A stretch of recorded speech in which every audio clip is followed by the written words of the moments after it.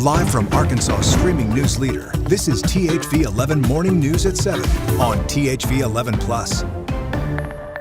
Good Tuesday morning, everybody. Hope it's going well for you. I'm going to spoil it for you. There's a lot of traffic out there. There's a lot of rain out there. We're going to get right to the experts as it's a mess. The two don't go well together. Yeah, Tracy and I were tag teaming this morning. She's telling me about the rain, and I'm telling her where it's causing the crashes. There's some backups, serious backups. Yeah. And it's getting into prime time now, too. and it's we're just now getting a lot of the cars on the road. So Right, yeah. So we're really watching this accident that's on I-630 right now. It's causing a backup for a couple of miles.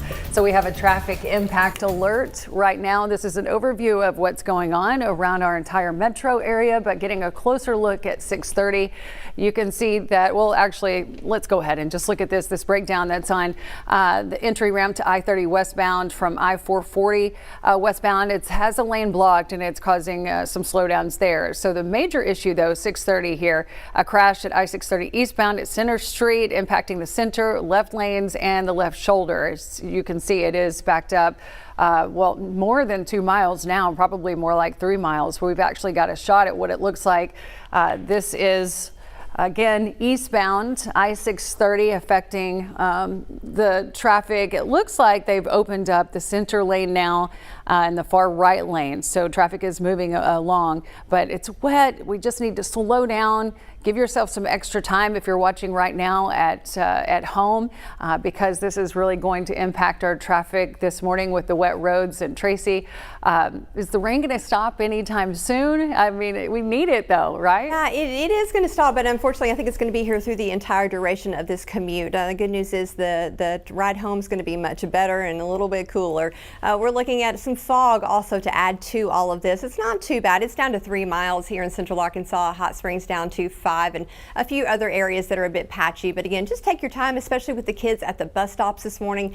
Again, there's wet roads. The kids are still getting used to that bus stop routine as well. So just take your time. Here's what we've got on our live satellite and radar. We've got all of that precipitation pushing in from Oklahoma, continuing to make its way into around Mena, Hot Springs, central Arkansas. And we're seeing some heavier bands as we're looking just to the east of the metro. So again, it's going to stay rainy at least for a little while. But in central Arkansas, we're starting to see a little bit of a break, especially off to the west, but there's still going to be some areas of those periodic showers for the next couple of hours, and especially in eastern Arkansas. But I'll look at things hour by hour and let you know what to expect for the rest of the week coming up in my forecast. Still developing confusion and chaos sweeping through the University of Arkansas after false reports of an active shooter force a campus-wide lockdown. Students scrambling for safety. Razorback Stadium shut down. Police, including the FBI, rushing in after the first alert came in just after 12:30 Monday afternoon near Mullins Library. Multiple law enforcement agencies quickly gathered to secure the campus. More now from Jacob Luthi of our sister station KFSM on the heavy police presence throughout the university. Law enforcement from almost every jurisdiction responding right here to the University of Arkansas. This is the scene of Garland and Maple Avenue moments after reports of an active shooter. Corporal Natalie Usey with the Fayetteville Police Department says the first call came in around 12:30 Monday afternoon. Dozens of emergency vehicles line campus streets as armed officers moved to clear campus. She says officers responded to multiple reports at several locations across the university. Corporal UC confirms there were no verified gunshots, no injuries, and no arrests. She says when there's a report of shots fired, every agency responds immediately. Everyone. So if there's ever a call on shots fired, we are in a very populated city. We're going to have everyone here as we do. Fayetteville Police, University of Arkansas Police, Washington County Sheriff's Office, Arkansas State Police. You're going to have FBI, HSI, multiple different agencies. Jacob Luthi reporting. With so many families and alumni across Arkansas, those false reports of an active shooter sent fear rippling through the entire state. The University of Arkansas now part of a growing list of colleges that have been disrupted by these phony reports. Hoaxes meant to spread panic during what should be an exciting time of year.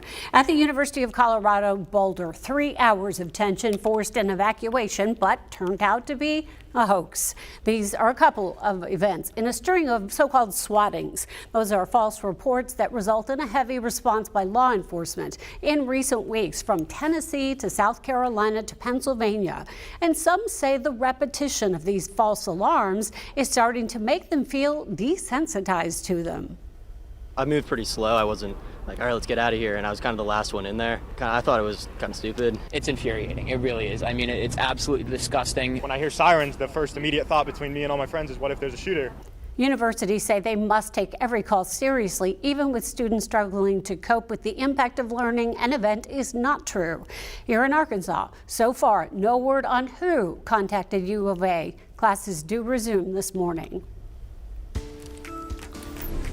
Developing overnight, President Donald Trump says he has removed Federal Reserve Governor Lisa Cook from the Fed's Board of Governors. On social media, the president accuses Cook of mortgage fraud. She's firing back, though, promising to fight the claims. The White House released a letter, and in it claims that Cook lied on mortgage applications. The administration has now referred the allegations to the Justice Department. Cook was appointed by former President Joe Biden in 2022, making history as the first black woman to serve on the Fed's board, a powerful role shaping U.S. monetary policy that traditionally operates independent of the White House. Her attorney calls the president's move illegal and says they will challenge it in court. The decision comes as President Trump keeps pressuring the Fed to cut interest rates. Legal experts say this could test the independence of the central bank, with presidents allowed to remove Fed governors for cause only.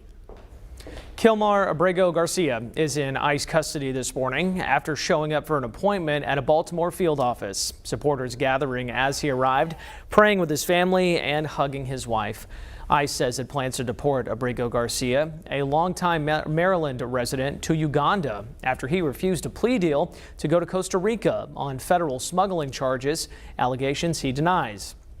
He spent the weekend with his family after being held in a Tennessee jail since June, following a mistaken deportation to El Salvador in March. His case has become a symbol of the Trump administration's immigration crackdown. His attorneys have filed a lawsuit to block the deportation, which triggered a temporary court order pausing any action. The Arkansas National Guard is now taking steps to join a federal program that gives local and state agencies the power to assist in immigration arrests. It comes as the Trump administration continues to fight to enforce immigration laws across the country. THV 11's Tamar Knight is here with what this could mean for enforcement efforts across the state. Good morning, Tamar. Well, good morning, Karen and Hayden. The Arkansas National Guard is formally requesting to join Immigration and Custom Enforcement, or ICE, under the controversial 287G task force model. It would give Guard members the power to stop, question, and arrest people based on suspected immigration laws. That request is still pending with no timeline for approval. Under the 287G program, local law enforcement, including state police and sheriff's offices, can be trained and authorized by ICE to perform certain immigration duties like arresting or detaining undocumented people who violate immigration laws. Arkansas State Police already have these powers. They, along with several sheriff offices, joined after passage of Act 426, the Defense Against Criminals Illegals Act, earlier this year. In fact, take a look at this map. The 11 sheriff's offices and 2 police departments highlighted on your screen have already been approved. So far, more than 1,500 immigration arrests have been made in Arkansas. Meanwhile, the Faulkner County Sheriff's Office and the Osceola Police Department, along with Arkansas National Guard, are still waiting on federal approval. Now, it's unclear when applications will be approved and when Guard members will begin immigration enforcement activities in Arkansas. We'll keep following this story as more cities and counties also request these arrest powers. For THV 11 News, I'm Tamar Knight. All right, Tamar, thank you so much. We now want to turn our attention to Saline County this morning. In Benton, homeowners are raising concerns after an unusual delivery showed up on their doorsteps. Residents in the Linwood area say water testing kits appeared at their homes just days ago, but Benton utilities say they have nothing to do with it. So who actually sent them? That question remains unanswered. Benton Utilities General Manager Todd Peterson is urging residents to be cautious if they receive one of these kits. The concern that somebody is trying to take advantage of our citizens and not knowing what they're trying to do, if they're trying to sell insurance or if they're just trying to get into their home or whatever. It's just, again, a way to try to say, hey, this is not us, so proceed to this person with caution. Peterson explains the utility only distributes testing kits once every 3 years. He adds that the department already collects its own water samples from both residential and commercial customers. Each month that happens, but only through scheduled appointments handled directly by a water treatment plant employee.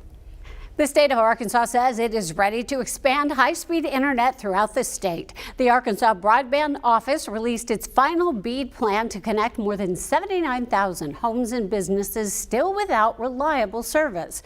Governor Sanders says the project will help schools, small businesses, and healthcare in rural communities. The plan combines fiber, satellite, and wireless technology, and the public can review the plan online through Friday. Officials did revise the proposal somewhat to take out DEI requirements after President Trump took office. Now let's talk football. Fans are getting ready. High school football season is rolling back in. That means one thing here at the THV 11 Hometown Friday series. It continues. We're hitting the road. 11 weeks of stops all across the area. How about that? 11. We're kicking it off this Friday in Lake Hamilton. Huge crosstown showdown with Lakeside. You can catch the Hometown Fridays team live at the high school starting at 6:30 Friday morning. That is going to be a lot of fun at Wolf Stadium. We got plenty of folks showing up, the band, the cheerleaders, everybody ready to rock and roll for this huge rivalry in Garland County. Right now, what is not fun is being on the roads. Let's go back to Ashley King and a check at the traffic on this rainy morning. Hey guys, yeah, we've got several places that are causing backups right now that you need to be aware of. We're getting, let's jump right into it. This is the live traffic map right now where you can see an overview of what's going on around the metro area, but we have several places that we need to talk about that are causing some issues. The first that we need to look at is 630 because this is a major backup that's happening because of a crash that was around the Cedar Street exit, I-630 eastbound. It was affecting the center and left lanes and the left shoulder. It looks like it's moving a little bit better as far as traffic getting around that, but still it's going to take a while to recover. 7 miles per hour is what the traffic is moving at in some areas on 630 eastbound, backed up for a few miles as you can see. This is a look at the live traffic camera where you can see that traffic is starting to move around. Looks like they've got the center lane and the right-hand lane open now, but still, like I said, it's going to take a while for it to recover because traffic was backed up so much. We have another accident that we want to mention too, jumping right into this. This is an accident. Left lane is blocked and left-hand shoulder.